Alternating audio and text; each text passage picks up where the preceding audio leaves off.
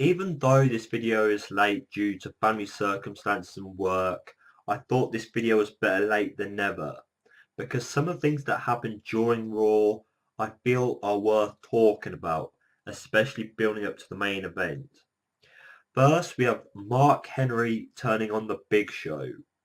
And I thought, with these two being probably wrestlers with nothing going on, I feel that having them as a tag team, helping the tag team division out, possibly being a dominant tag team to go against the Ascension later on down the line, was a good idea. But instead, you break them up and feud them against each other. It's 2014. I don't know why or who would want to see this match and feud now. Wrestlers now should really be against the younger talent growing, the new talent growing, to put them over, to give them an obstacle to pass. Not base each other. The only real reason I can see these two facing off each other, facing against each other, is because of the returning Ryback. Ryback eventually is going to need steps going forward. With the idea possibly that him and Curtis Axel are no more and Ryback's going into a single run, maybe he'll go against Big Show Mark Henry and then go against Rusev or the other way round. It's just I don't really see what the story or what this is building up to.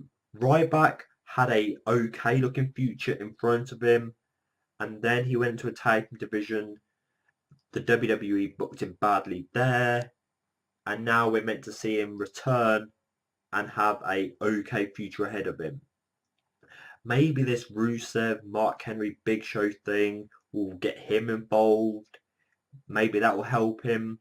But right now, I just hope the WWE has longer term booking for Ryback, Big Show, Mark Henry, and then Rusev.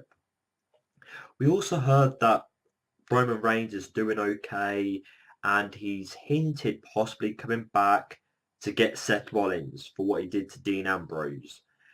And I'm liking it because it's a new match, a match that's not happened yet. But my question is, with Mr. Money in the Bank, possibly World Heavyweight Champion Seth Rollins, he needs to be benefited the best he can for now. Roman Reigns returning, he needs to benefit as much as he can. So if these two were to feud, who's it meant to benefit and why? But I'm glad to hear Roman Reigns is doing well. Most of the main eventers, when they go through surgery, end up doing really good treatment to make them come back as soon as possible. Minus Daniel Bryan, who's sadly having to have more time off to recover well. But even though there was no involvement of him on Raw, I do look forward to seeing how the WWE bring Daniel Bryan back. The Bray Wyatt reasoning for going after Dean Ambrose, it's left me with a big question mark over it. Because it sounded like Bray Wyatt can see some of himself in Dean Ambrose, but Dean Ambrose is no brother, no family, and he should run. I just thought if Bray Wyatt saw someone that reminds him of himself, wouldn't he want to get Dean Ambrose to follow the Buzzards and join him?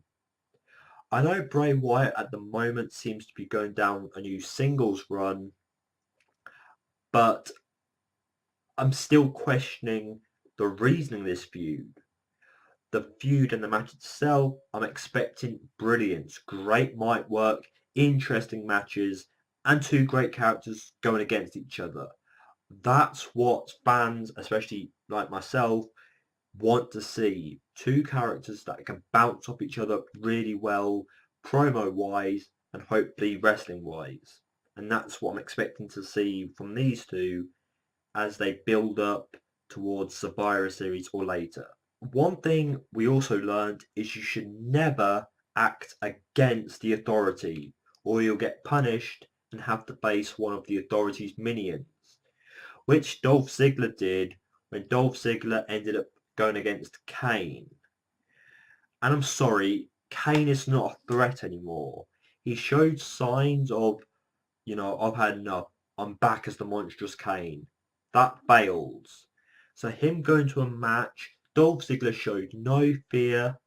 The match got some time, but that was really, in my opinion, more for Dolph Ziggler's purposes. I just feel that Kane is not a great person to have as a tag team partner anymore, or even as an opponent. And that is such a shame because I'm a Kane fan, more used to be now, and I thought with him in the Authority, he should or could have became more scary or more dominant with the Authority behind him. But never mind, Kane's a part of the Authority, Ziggler beat him, and Ziggler's still meant to get punished later down the line. It's not working for me. Kane is nowhere near where he used to be, and possibly in some cases still should be. But talk about the Authority, they have this in-ring segment because the WWE still want to put John Cena as in a bubble as the top guy, yada yada yada, same old thing. So what they're making him do is they've had Paul Heyman try, they've had Legends in the Past try, they've had Edge try, and that's to turn Cena heel. But John Cena's having none of it. He's not playing games. He's not falling for it. He's staying as the same old Cena. Stephanie, Triple H called him out all of his They said about he doesn't listen to the fans because the fans are chanting, you suck, you can't wrestle. And Cena says he's coming here all the time for them and yada yada yada, same old Cena stuff. They even offered Cena to be protected if he joined the Authority and become champion, guaranteed to be Brock Lesnar. Yeah, whatever. And it's really coming now down to the fact that he's not joined the Authority, that the Authority are going to beat Cena. They're going to overpower Cena because the Authority always win. At Survivor Series, we're going to have Team Cena, which you can take your own predictions on there, against Team Authority. And right now, the Team Authority group is not looking to be that dominant. Possibly Kane, like I've said about Kane, he's losing it. Orton, there's stories about him turning face and him with that feud with Seth Rollins. They're not going to get on very well. So at the minute, it's looking to be in Cena's favour. Unless Team Authority gets on really dominant or a backup plan because they always win, the face are more likely going to win. Overall, as you've heard, Raw did offer us some things to talk about, but the talking is done. Please share your thoughts on Monday Night Raw in these different areas I've spoken about in the comment section below. I'll read, reply to your comment, and possibly add some of your thoughts to my next Raw review. Thank you very much for watching. From me, NJ, goodbye.